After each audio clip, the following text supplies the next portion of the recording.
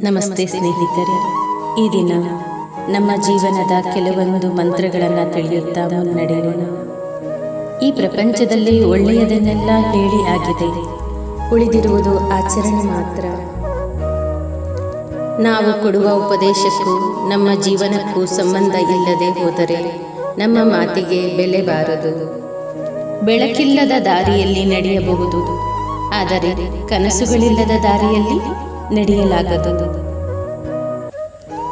ಕೂಗಬೇಡಿ, ನಿಲ್ಲಬೇಡಿ, ಇಳಿಯಲು ಬೇಡಿ, ಸದಾ ಜೀವನದಲ್ಲಿ ಏರುತ್ತಾ ಇರಿ. ಒಳ್ಳೆ ಸಂಸ್ಕಾರ ಇದ್ದರೆ ಜಗತ್ತನ್ನೇ ಗೆಲ್ಲಬಹುದು. ಅದೇ ಅಹಂಕಾರ ತುಂಬಿ ತುಳುಕುತ್ತಿದ್ದರೆ ಗೆದ್ದ ಸಾಮ್ರಾಜ್ಯವನ್ನು ಸಹ ಕಳೆದುಕೊಳ್ಳಬಹುದು. ಕ್ಷಮೆಗಿಂತ ಉತ್ಕೃಷ್ಟವಾದ ಆಯುಧವಿಲ್ಲ. ತಾಳ್ಮೆ ತಾಳ್ಮೆ ಎನ್ನುವುದೇ ಮಂತ್ರ. ತಾಳ್ಮೆ ಇಲ್ಲದಿದ್ದರೆ ಬಾಳೆ ಅತಂತ್ರವಾಗುತ್ತದೆ. ಬದುಕಿ ಇತರರನ್ನೂ ಸಹ ಬದುಕಲು ಬಿಡಿ ಎಂಬುದೇ ನಮ್ಮ ಜೀವನದ ಮಂತ್ರವಾಗಬೇಕು. ನೀವು ಮಾಡುವ ಕೆಲಸದಲ್ಲಿ ಪ್ರೀತಿ ಇದ್ದರೆ ಮಾತ್ರ ಶ್ರೇಷ್ಠ ಕೆಲಸಗಳನ್ನು ಮಾಡಲು ಸಾಧ್ಯ. ಅರ್ಥವಿಲ್ಲದ ಪ್ರಶ್ನೆಗಳಿಗೆ ಸುಮ್ಮನಿರುವುದೇ ಉತ್ತರ. ಹೆಚ್ಚು ಕಷ್ಟಪಟ್ಟು ದುಡಿದಷ್ಟು ಅದೃಷ್ಟಶಾಲಿಯಾಗುತ್ತೀರಾ. ಇಂದಿನ ಕನಸು ನಾಳೆಯ ಮನಸ್ಸು, ನಾಳಿದ್ದಿನ ಉಣಿಸು. ಮುಚ್ಚುಮರೆ ಇಲ್ಲದೆಯೇ ನಿನ್ನ ಮುಂದೆಲ್ಲವನ್ನು ಬಿಚ್ಚಿಡುವೆ.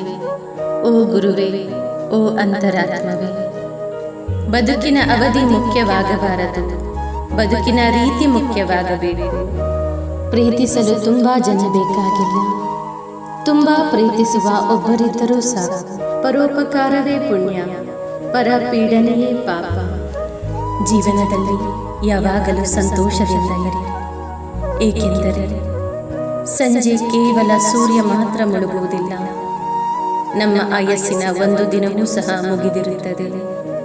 ಅರ್ಥ ಮಾಡಿಕೊಳ್ಳುವ ಮನಸ್ಸು, ಕೈ ಜೋಡಿಸುವ ಸ್ನೇಹ ನಮ್ಮ ನಿಜವಾದ ಆಸ್ತಿಗಳು. ಕಾಣುವುದೆಲ್ಲವೂ ಸತ್ಯ ಎನ್ನುವುದಾದರೆ ಕಾಣದೇ ಇರುವುದೆಲ್ಲವೂ ಅಸತ್ಯವಲ್ಲ.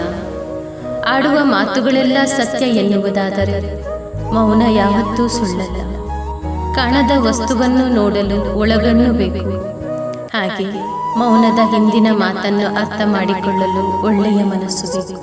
ಅಹಂಕಾರ ಮತ್ತು ಸಂಸ್ಕಾರದ ನಡುವಿನ ವ್ಯತ್ಯಾಸವೇನೆಂದರೆ, ಅಹಂಕಾರ ಇರುವವರು ಇತರರನ್ನು ತಲೆ ತಗ್ಗಿಸುವಂತೆ ಮಾಡಿ ಸಂತೋಷ ಪಡುತ್ತಾರೆ. ಆದರೆ ಸಂಸ್ಕಾರವಂತರು ತನ್ನಷ್ಟಕ್ಕೆ ತಾನೇ ತಲೆ ತಗ್ಗಿಸಿ ನಮಸ್ಕರಿಸುವ ಮೂಲಕ ಸಂತೋಷ ಪಡುತ್ತಾರೆ. ನಮ್ಮ ಕೋಪದ ಅವಧಿಯಷ್ಟು? ಉತ್ತಮನಿಗೆ ಬಂದ ಕೋಪವು ಕ್ಷಣಕಾಲ ಇದ್ದು ಮರುಕ್ಷಣದಲ್ಲಿ ಸಹಜವಾಗಿ ಬಿಡುತ್ತದೆ. ಆದರೆ ಮಧ್ಯಮನಿಗೆ 2 ಗಳಿಗೆಗಳ ಕಾಲ ಕೋಪವು ಹಾಗೆಯೇ ಉಳಿಯುತ್ತದೆ. ಅಧಮನಿಗೆ ಬಂದ ಕೋಪವು 1 ಹಗಲು 1 ರಾತ್ರಿ ಎಂದರೆ 1 ದಿನ ಪೂರ್ತಿ ಇರುತ್ತದೆ. ಆದರೆ ಪಾಪಿಷ್ಠನಿಗೆ ಬಂದ ಕೋಪವು ಸಾಯುವವರೆಗೂ ಹೋಗುವುದಿಲ್ಲ.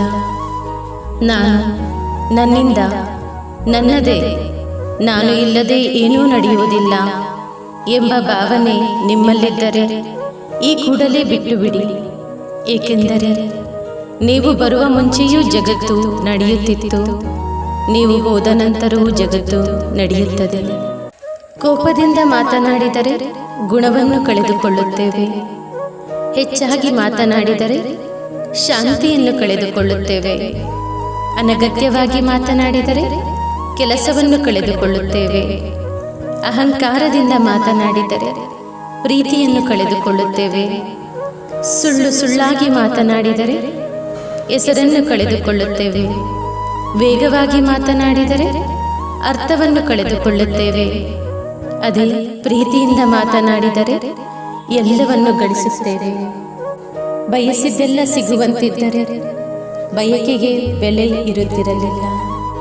ಅನಿಸಿದ್ದೆಲ್ಲ ಸಿಗುವಂತಿದ್ದರೆ ಮೌನಕ್ಕೆ ಅರ್ಥವೇ ಇರುತ್ತಿರಲಿಲ್ಲ.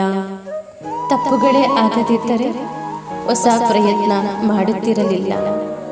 ಕಣ್ಣೀರೇ ಬರೆದಿದ್ದರೆ ನಗುವಿನ ಆನಂದ ತಿಳಿಯುತ್ತಿರಲಿಲ್ಲ. ಕಷ್ಟಗಳು ಎದುರಾಗದಿದ್ದರೆ ಜೀವನದ ಮೌಲ್ಯ ಗೊತ್ತಾಗುತ್ತಿರಲಿಲ್ಲ. ನನ್ನ ಹಣೆಯಲ್ಲಿ ಏನು ಬರೆದಿದೆಯೋ ಅದೇ ಆಗುತ್ತದೆ ಎಂದು ಸೋಮಾರಿಯಾಗಬೇಡ. ಕಾಯಕ ಮಾಡಲೇಬೇಕು. ಹಣೆಯಲ್ಲಿ ಏನು ಬರೆದಿದೆ ಅಂತ ಗೊತ್ತಾಗುತ್ತದೆ ಪ್ರಯತ್ನ ಮಾಡಿದ ನಂತರವೇ, ಹೊರತು ಪ್ರಯತ್ನ ಮಾಡುವ ಮುಂಚೆಯಲ್ಲ.